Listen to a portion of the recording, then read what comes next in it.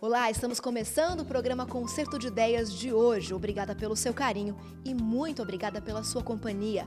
Hoje nós começamos uma série de programas falando sobre uma mulher que muito influenciou a Igreja Adventista do Sétimo Dia. Nós vamos falar sobre Ellen White. Quem foi essa mulher tão especial? Qual foi o trabalho que ela desenvolveu? Como ela foi usada por Deus? E quais foram as orientações que ela deixou há tanto tempo e que hoje nós ainda utilizamos e são importantes para os nossos dias? No programa de hoje, em especial, nós vamos falar sobre a vida de Ellen White. E para nos ajudar a entender a este assunto, está conosco hoje o professor Jean Zukovski. Tudo bom, professor Jean? Tudo bem, graças a Deus. É um prazer estar aqui com vocês. Seja muito bem-vindo ao Concerto de Ideias. O professor Jean, ele é pastor adventista e doutor em religião com ênfase em história do cristianismo e também atua como professor do curso de teologia do NASP Campus Engenheiro Coelho. É uma longa trajetória estudando e ensinando, né, professor? Realmente é uma trajetória longa, mas compensadora. É uma alegria poder participar e auxiliar no conhecimento, no crescimento de pessoas, especialmente para servir a comunidade. E para a gente começar então a nossa conversa, a gente vai assistir uma reportagem especial preparada pela Aira Anoroso, falando um pouquinho sobre a história de Ellen White. Quem foi essa mulher profetisa que viveu no século XIX? Acompanhe aí. Você sabe quem foi Ellen White? Não? Ellen White foi uma escritora e profetisa norte-americana. Seus escritos influenciaram a fundação da Igreja Adventista do Sétimo Dia. Durante sua vida, escreveu mais de 5.000 artigos e 49 livros que falam de educação, saúde, administração, entre outros. Os seus escritos foram primeiramente aceitos dentro da Igreja Adventista do Sétimo Dia. Eles tinham uma circulação assim bastante restrita. E as pessoas que liam eram aqueles que mais tinham contato com ela, que participaram da fundação dos primeiros anos da igreja. Podemos dizer que a nossa igreja, no princípio, os membros, eles apreciavam o que era escrito, e à medida que eles iam conhecendo o dom profético, iam aceitando a sua mensagem. Ellen White não teve uma infância fácil. Quando tinha 9 anos, uma colega de classe atirou uma pedra em seu rosto que quase custou sua vida. A menina, que era ativa e alegre, ficou inconsciente durante 3 semanas, impossibilitada de voltar às suas atividades escolares. Muitos acreditavam que ela nem viveria por muito tempo. Com o correr do tempo, as revelações que Deus deu, inclusive sobre hábitos de saúde, que ela foi conhecendo e também praticando, ela foi tendo cada vez melhor saúde, não é? Viveu uma vida bastante longa também, mas no princípio houve esse efeito aí que foi prejudicial. Ellen aceitou Jesus como seu salvador quando tinha 12 anos de idade. Desde então, a sua vida começou a mudar. Mal sabia ela que em breve seria escolhida por Deus para levar mais mensagens de paz, saúde, esperança e auxílio ao mundo. Um evangelista que estava se tornando muito famoso, Guilherme Miller, que era um pregador batista. Miller havia descoberto na Bíblia que Jesus ia voltar uma segunda vez. E ele cria que isso estava muito próximo. E ele tornou-se um pregador itinerante. E um dia chegou à cidade onde ela morava, e ele fez uma série de palestras públicas. E a família de Ellen foi a essas conferências para assistir, e Ellen também foi. Ela foi muito impressionada por aquilo que ela ouviu ali. Finalmente ela compreendeu a bendita mensagem, a justificação pela fé. Ela entendeu que nós somos salvos unicamente pela graça de Deus, e que recebemos o seu perdão quando nós confiamos em Deus plenamente, aceitamos a Cristo como nosso precioso Salvador. Deus a chamou e ela foi agraciada com esse dom de profecia e fez assim um excelente trabalho durante todo o restante da sua vida.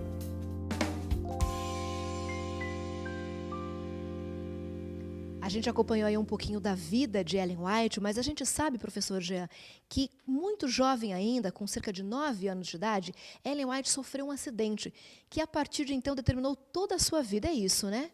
Realmente, ela estava numa, podemos dizer assim, uma carreira boa, ela gostaria de ser acadêmica. Esse era o interesse dela. Esse era o interesse dela. Mas ela não pôde concretizar esse sonho, porque quando estava voltando da escola, tinha aproximadamente 9 anos de idade, ela e a sua irmã sempre foram orientados pelos pais. Se tivessem algum problema na escola, não eram para revidar, brigar, falar nada.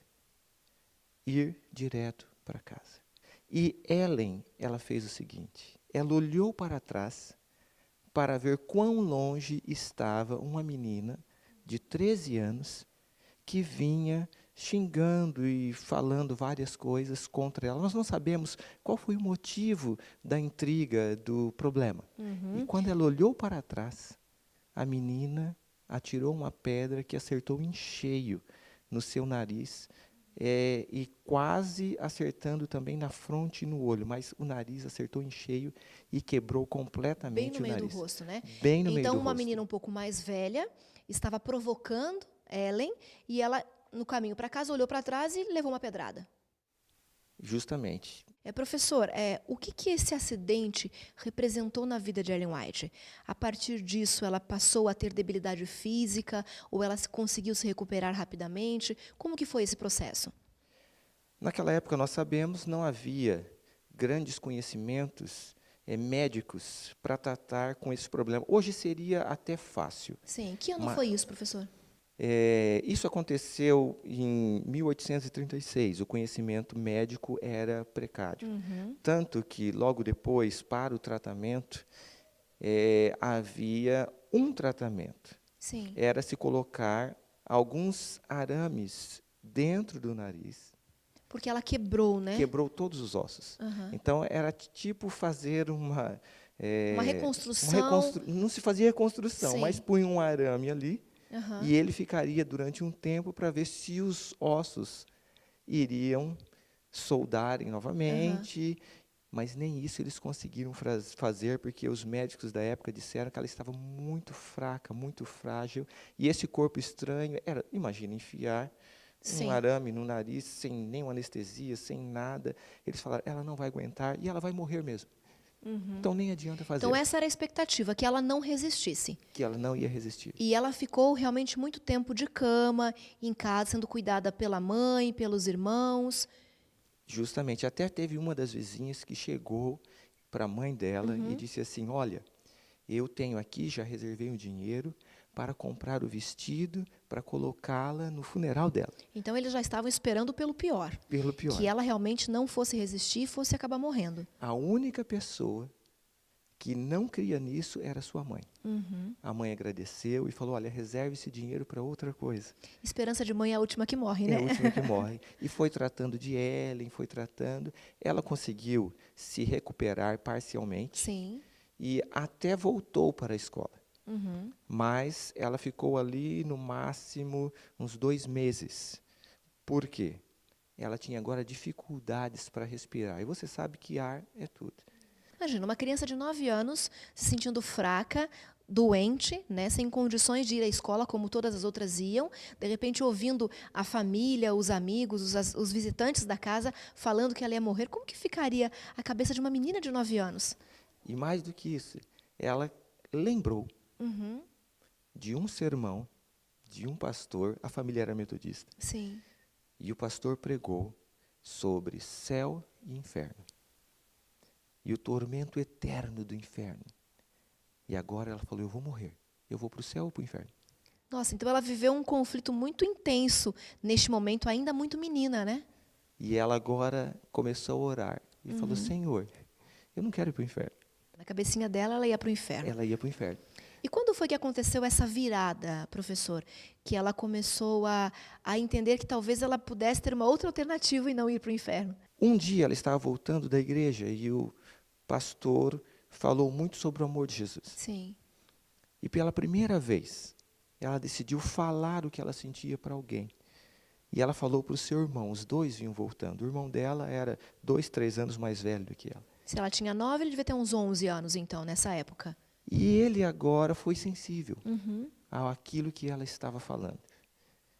E ele até chorou com ela e falou, Ellen, fica tranquila. Deus ama você. Isso deu paz para ela. Mas ainda ela tinha esta angústia, sabe?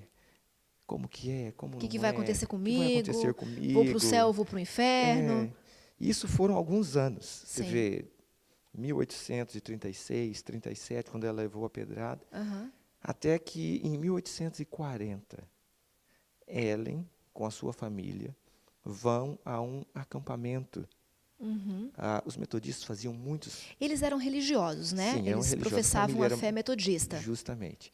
E a igreja metodista, todo ano, fazia grandes eventos, que eles chamavam de camp meetings. E ali ela teve, neste evento, em 1840, 2 experiências que mudaram a vida dela nesse conflito. Foi o primeiro momento que ela realmente conseguiu entender Jesus, o amor de Deus, ter paz e se entregar a Deus. O primeiro foi um sermão que o pastor estava apresentando, e ele falou sobre Esther, a Sim. vida de Esther. Um personagem bíblico. Personagem bíblico. E Esther não tinha mãe, pai, vivia com um tio, era órfã. E o pastor foi ressaltando, olha, você pode pensar que algum problema terrível que aconteceu com você, mas Deus tem um propósito. Então ela foi encontrando conforto nessa mensagem, né, nesse evento específico, a partir da experiência de um personagem bíblico. Ela começou a se identificar com o personagem Esther e começou a perceber que para ela também poderia ter uma alternativa, poderia ter conforto. Justamente assim como Esther sofreu, e ela começa a pensar, eu não sou órfão, eu também tive uma experiência negativa, mas talvez eu esteja melhor do que Esther. Sim. E aí a Esther, nós conhecemos esse personagem bíblico, chega a ser a rainha.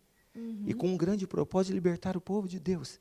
E aí o pastor disse, os problemas que você tem aqui podem ser algo que Deus está preparando você para uma missão muito maior.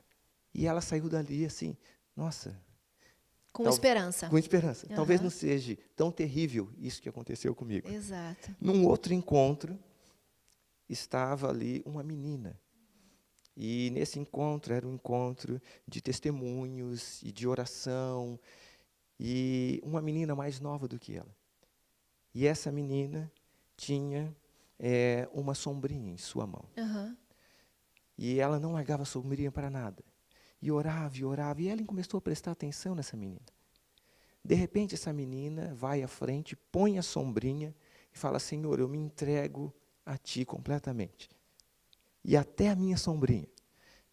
E aí a mãe da menina vai à frente e explica, olha, ela ganhou essa sombrinha. Desde o momento que ela ganhou essa sombrinha, ela não larga dessa sombrinha. Nunca mais largou. É tudo para ela. Para todo lugar que ela vai, ela leva essa sombrinha. Olha que exemplo impressionante esse, professor. Então agora a menina entregou a si mesma e o que tinha de mais importante para ela, que era a sombrinha. E colocou aos pés de Jesus e falou, Senhor, o Senhor me usa. O pregador, na época, sendo consciente, falou, olha, Deus pode usar você com a sua sombrinha. E devolveu a sombrinha para a menina. Mas isso impressionou ela, hein? Ela falou, nossa, se eu me entregar a Jesus assim como essa menina, eu também vou ter paz e alegria. E ali ela orou a Deus e ela saiu em paz. Que Deus tinha um propósito.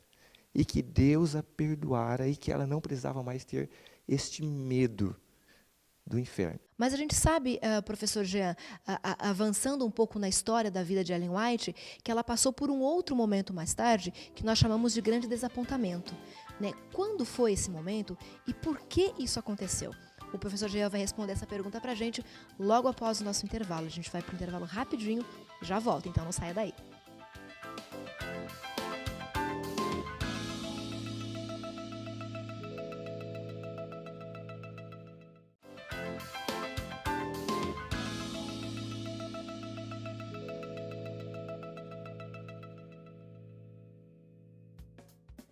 Já estamos de volta com o Concerto de Ideias, conversando hoje com o professor Jean Zukovski, falando um pouquinho sobre a vida de Ellen White.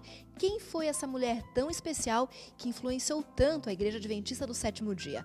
No primeiro bloco, nós conhecemos um pouquinho da trajetória dela, um acidente que ela passou, que ela sofreu e o que isso resultou, quais foram as consequências desse acidente na vida de Ellen White.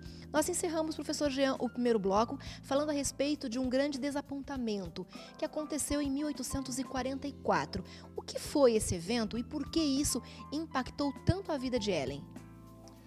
Ellen, como sua família e muitos outros, escutaram a pregação de um homem notável da época, Guilherme Miller, e ele, ao estudar as profecias, chegou à conclusão de que a volta de Jesus era iminente. Sim. Primeiro, a conclusão foi em 1843 e depois, vendo melhor os dados proféticos, eles chegaram à conclusão que Jesus ia voltar em 22 de outubro de 1844. Ou seja, eles foram estudando a Bíblia, os textos bíblicos, foram fazendo contas e foram interpretando e entendendo que em 1844 seria a data da volta de Jesus. Justamente, a igreja que Ellen White frequentava, metodista, pregava que antes da volta de Jesus ia ter um milênio de paz e depois Jesus voltaria. Sim. Então, isso agora criou um certo conflito, que Miller pregava que Jesus voltava e Antes depois desse período de paz. antes desse período de paz. Aham. Tá? Então, foi um certo conflito ali.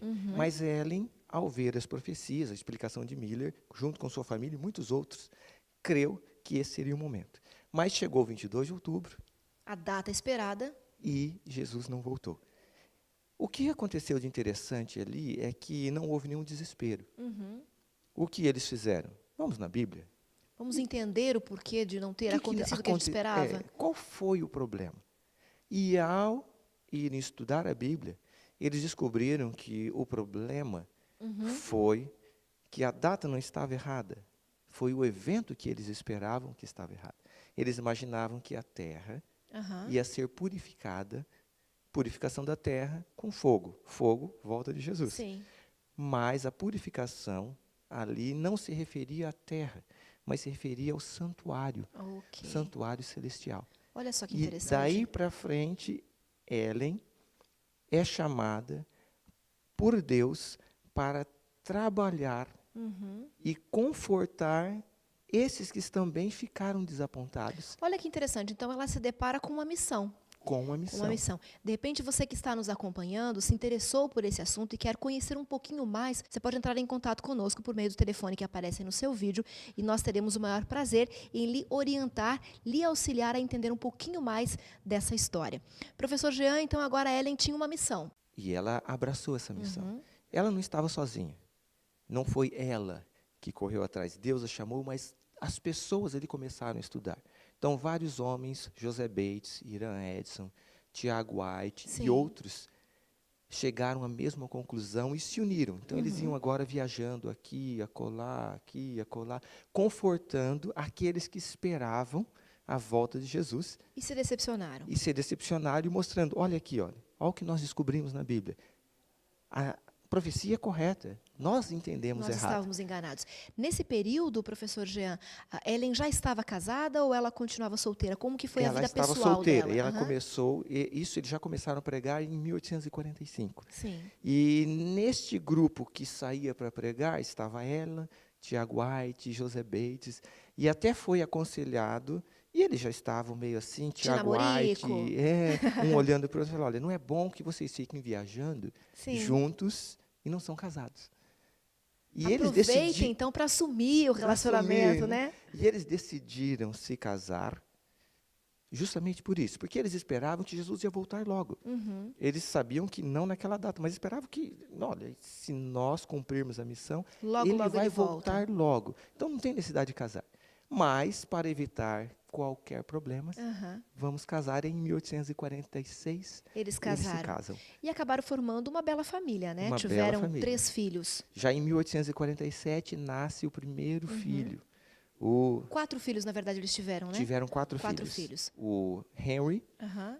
se traduzir seria Henrique, né? Nasceu 47, o Edson 49, aí o William nasceu em 54, tudo 1854, Aham. e o Herbert 1860. O mais novinho. O mais novinho. Desses 4 filhos, o Herbert viveu apenas 2 meses.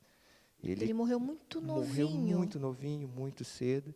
E o filho mais velho também não viveu muito. Ele viveu 16 anos. E aí, em 1863, ele vem a falecer de pneumonia. Olha só, professor, como que Ellen White e Tiago White, agora os 2 casados, né, enfrentaram essa dura realidade da perda de 2 filhos, sendo que eles estavam trabalhando para Deus, né, cumprindo com as orientações divinas, de repente eles perdem 2 filhos. Como que foi isso para eles, para a família deles? O primeiro filho que eles perderam, que perderam um bebê, por um bom tempo, Ellen White, ali nesse período que ele ficou doente, ela orou a Deus pedindo a cura. Mas, sabe, 2 meses, todo mundo sente a falta de um filho. Sim. Mas não houve tanto contato assim. Eles não tiveram uma convivência muito profunda, muito intensa. Muito intensa. De muito tempo, E né? quando o bebê morreu, Ellen White entendeu que Deus tem um propósito, um plano, e sabia que um dia esse menino lhe seria devolvido na ressurreição. Então ela continuou sua vida triste, mas sem nenhum problema. Mas quando morreu seu filho mais velho, Que já estava com 16 com anos. 16 anos, tinha um dom da música. Ele tocava e cantava, e ele sempre vivia cantando na casa. Esse foi um baque muito grande. Imagino. Ellen White jejuou e orou quase que 24 dias pelo seu filho, que estava em cama, pedindo para que Deus o curasse. E ele veio a falecer. Olha que impressionante, né? Às vezes a gente faz pedidos para Deus, né? E fica aguardando que Deus responda, e às vezes a resposta não é o que a gente espera. E a gente se decepciona e às vezes se revolta com Deus, né? Não foi esse o comportamento de Ellen White, né? Ela ficou, assim, muito triste com essa perda. Tanto que, no funeral, logo que ele morreu, ela não conseguiu derramar nenhuma lágrima. E ela passou aproximadamente umas 2, 3 semanas, não em choque, mas quase que em choque. Sim. Ali aquela tristeza. Imagina a perda de um filho, né? E assim, mas Senhor, e agora? E ela acordava de manhã, não ouvia a voz do filho cantando. Imagina o desespero. Foi um choque muito grande. Ela não perdeu a sua fé, não reclamou de Deus, mas vamos dizer, é como se fosse quase que uma pequena depressão. Tiago White, um marido sensível às necessidades, convidou um outro irmão da igreja, e eles chegaram ao lado da cama de Ellen White e oraram ali por aproximadamente 2 horas, pedindo que Deus atuasse e desse o conforto. Fortalecesse. E logo depois dessa oração, Ellen White, como já acontecia antes, Deus vinha e falava com ela, ela teve uma visão, que ela tinha ainda uma grande obra para fazer. Olha que lindo. E isso lhe dá conforto. Com certeza. E ela agora continua, apesar de sentir a falta do filho. Da tristeza, Da né? tristeza. Porque fica também a esperança de reencontrá-los, né? Sim, Tanto o isso mais ela velho nunca com perdeu. 16, quanto o novinho com 2 meses, né? Fica a esperança de que um dia Jesus vai devolvê-los à mãe, né? E diante de tudo isso, qual foi a principal preocupação que ela teve com a família dela, professor? O que ela quis deixar para os filhos e para o marido? Ellen White é uma pessoa comum como qualquer um de nós. O diferencial era a relação dela com Deus. Ela teve falhas na educação dos filhos, ela teve problemas com o esposo teve problemas de saúde, ficou mais explosivo, mas ela sempre teve uma preocupação com a missão. Eles viviam aqui para servir. E ela procurou passar isso para os filhos. Os 2 filhos que sobreviveram realmente herdaram isso, entenderam essa mensagem. Edson, naquele momento nos Estados Unidos, que havia muita segregação racial, Sim. foi fazer um trabalho especial com as pessoas afro-americanas. Ele foi até perseguido pelos brancos da época, mas ele dedicou toda a sua vida a isso. O William, quando o pai faleceu, foi aquele grande suporte para a mãe e foi um grande homem de Deus, também auxiliando pessoas, pregando, curando, trabalhando com as pessoas. Então, o que a gente pode falar, professor, é que o exemplo que ela deixou, né, a vida dela foi um exemplo para esses filhos, no sentido de se preocupar com o próximo, com o outro, para confortar, para levar esperança, para levar a mensagem da Boa Nova. Então, dentro disso que ela viveu, os filhos entenderam e passaram a pautar as próprias vidas também a partir do exemplo da mãe. Justamente. E até os netos diziam que estar na casa da vovó era uma alegria. Eles nunca viram Ellen White lá com rancor, com tristeza, ela estava sempre alegre, sempre feliz, apesar dos problemas Que existiam. E feliz por estar cumprindo uma missão. Olha que lindo. Professor Gê, obrigada pela sua participação aqui no Concerto de Ideias.